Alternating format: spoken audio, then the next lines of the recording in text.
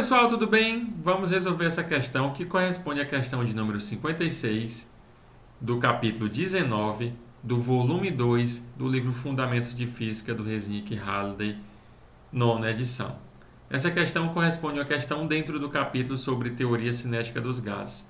A questão 56 menciona o seguinte: suponha que 1 litro de um gás com gama igual a 1,3 inicialmente a 273 Kelvin e 1 atm, é comprimido adiabaticamente de forma brusca para metade do volume inicial.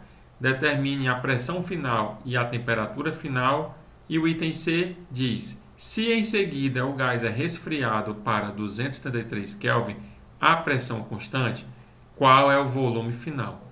Então, pessoal, notem que essa questão trata de um gás ideal e esse gás sofre um processo adiabático. Lembrando do que vimos nas videoaulas conteúdo e videoaulas exercício, que um processo adiabático é um processo que acontece de forma rápida, como mencionado na questão, de forma brusca e sem atrito, de tal forma que o calor é igual a zero. Então, o calor transferido é igual a zero, tá certo?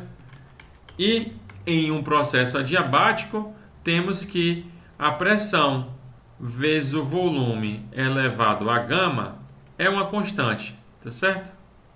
Lembrando que esse gama é uma razão entre os valores das constantes Cp e Cv, ok?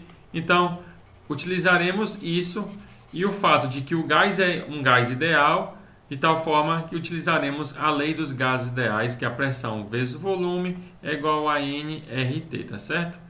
Então, utilizaremos essas duas expressões matemáticas que eu acabei de discutir com vocês para o caso do estado inicial e do estado final e encontraremos no item a pressão final, no item B substituiremos a pressão explicitando da lei dos gases ideais, explicitaremos a pressão, como nRT sobre V, substituiremos na expressão PV elevado a gama, que é uma constante, e encontraremos uma expressão que relaciona a temperatura e o volume, e com isso determinaremos a temperatura final. Tendo em vista que, como isto é uma constante, então o produto entre a pressão e o volume elevado a gama no estado inicial é o mesmo no estado final, tá certo?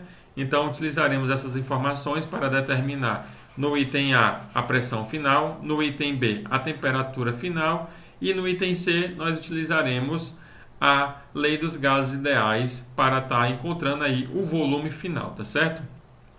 Então, de acordo com o enunciado, nós temos, para o caso do estado inicial, temos que a temperatura foi dada de 273 kelvins, a pressão de 1 atmosfera e o volume de 1 litro, ok? No estado final, foi nos falado que o volume final era metade do volume inicial, isto é, 0,5 litros, que foi solicitado no item A a pressão final e no item B a temperatura final, ok? E supondo que o gás seja ideal, como eu estava discutindo com vocês, e como o processo que levou do estado inicial para o estado final é um processo adiabático, então temos como eu discutir com vocês que a pressão vezes o volume elevado a gama é igual a constante, o que implica para o estado inicial e final que a pressão inicial vezes o volume inicial elevado a gama é igual a pressão final vezes o volume final elevado a gama, ok? Se quisermos explicitar a temperatura nessa expressão, notando que utilizaremos essa expressão para o cálculo da pressão final no item A, mas no item B a questão nos pede a temperatura final. Então, como a questão nos pede a temperatura final, combinaremos a expressão de número 2 com a lei dos gases ideais para estar relacionando aí a temperatura, entrando no jogo aqui na equação de número 2, ok?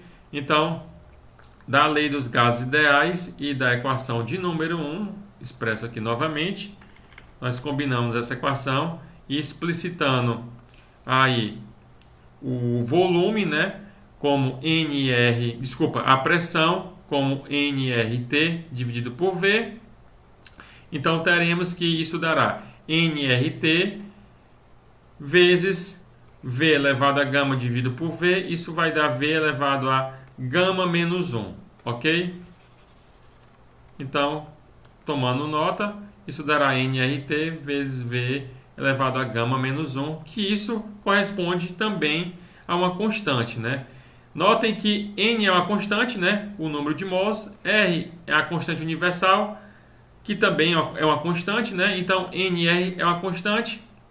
Então, daí, temos que T vezes V elevado a gama menos 1 é uma constante.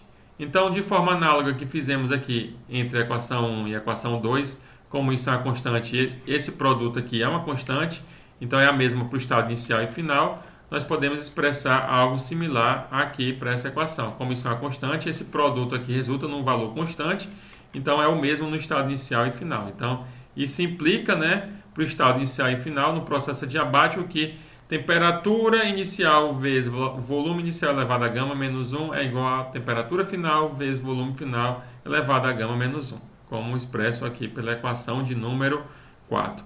Então, pessoal, isso foi uma breve revisão aqui que eu resolvi fazer para estar lembrando quais são as equações que nós vamos utilizar. Então, vamos estar utilizando para resolver o item A equação de número 2 e para resolver o item B, a equação de número 4. Então, essa envolve a pressão e o volume e a equação de número 4, a temperatura e o volume, ok? Então, vamos lá inicialmente para o item A. Então, note que a questão nos forneceu a pressão inicial, o volume inicial e o volume final e nos pede a pressão final, tá certo? Então, vamos utilizar a equação de número 2, como eu mencionei, e explicitar aí a pressão final, tá certo? Então, a pressão final é igual a pressão inicial vezes a razão VI por VF elevado a gama.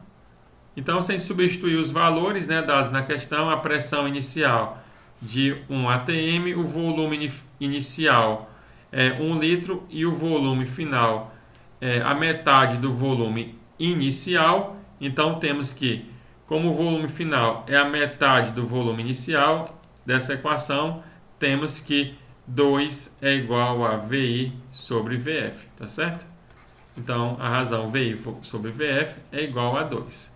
Então, substituindo esses dados, temos 1 atm vezes 2, né, que é essa razão, elevado a gama. E a questão nos fornece o gama de 1,3. Fazendo esse produto, né, temos aí que a pressão final é aproximadamente igual a 2,46 atm, respondendo assim o item A, tá certo?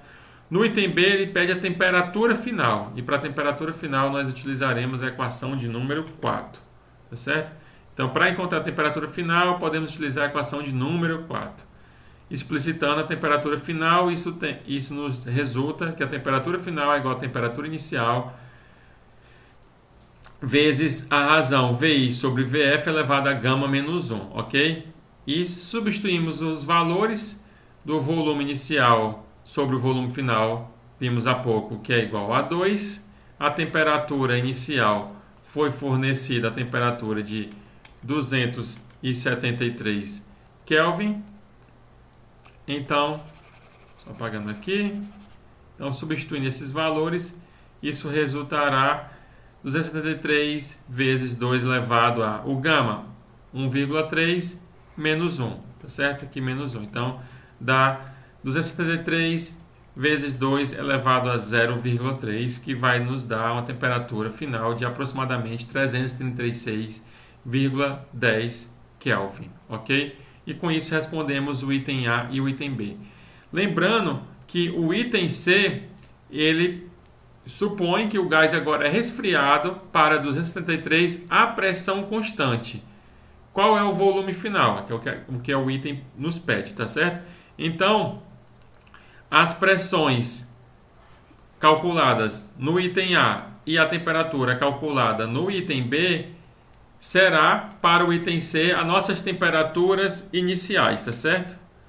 E a pressão final, a questão menciona que esse processo ocorre a pressão constante. Então, a pressão final é igual à pressão inicial, que é igual a 2,46 2.46 atm, tá certo? Então, agora vamos considerar, né, o gás que é resfriado para 273 Kelvin, a pressão constante. Então, a gente tem o quê? Que a pressão final, a pressão PF' é igual a esse PF, que é igual a 2,46 atm. E que a temperatura final, ele vai ser resfriado até o 273. Então, essa é a temperatura final, tá certo? Então, para o caso inicial, né, como eu mencionei, é o mesmo que o final, então 246, só tomando nota isso novamente, e a temperatura inicial é a 336,10 Kelvin calculada no item B, tá certo? E o volume inicial é a metade do volume inicial do antes de calcularmos aqui para o item A e item B. Então, é o valor de 0,5 do litro, tá certo? Então, dito isso, tomando os valores das pressões e temperatura inicial e final e do volume inicial, utilizaremos a lei dos gases ideais para estar determinando aí o volume final. Então, utilizando a lei dos gases ideais para o estado inicial e final, ela nos fornece o quê, né? Então, para o estado inicial e final, se nós fizermos a razão, nós encontramos que P I VI sobre T de I é igual a PF VF sobre T de F, e explicitando o que queremos encontrar, que é o volume final, encontramos que o volume final é igual a P de I sobre P de F vezes T de F sobre T de I vezes V de I. E aí basta substituir os valores, tá certo? E aí, substituindo os valores, a pressão inicial de 2,46, que é a mesma da final, de 2,46 também, vezes a temperatura final de 273 Kelvin e a temperatura inicial de 336,10, como expresso aqui. E o volume inicial de 0,5 do litro, ok? Então, realizando essas operações, finalmente encontramos aí o volume final de aproximadamente 0,406 do litro, tá certo? Então, como vocês bem puderam notar, essa é uma questão que trata de um processo adiabático, e no processo adiabático temos que a pressão vezes o volume elevado a gama é uma constante, o que, associada com a lei dos gases ideais, nós podemos escrever isso para o estado inicial e final como equação 2 ou como uma equação de número 4, tá certo? São essas que foram utilizadas para resolver o item A e o item B, e no item C utilizamos a lei dos gases ideais para o estado inicial e para o estado final, tá certo? E é isso, pessoal. Até o próximo vídeo. Tchau, tchau.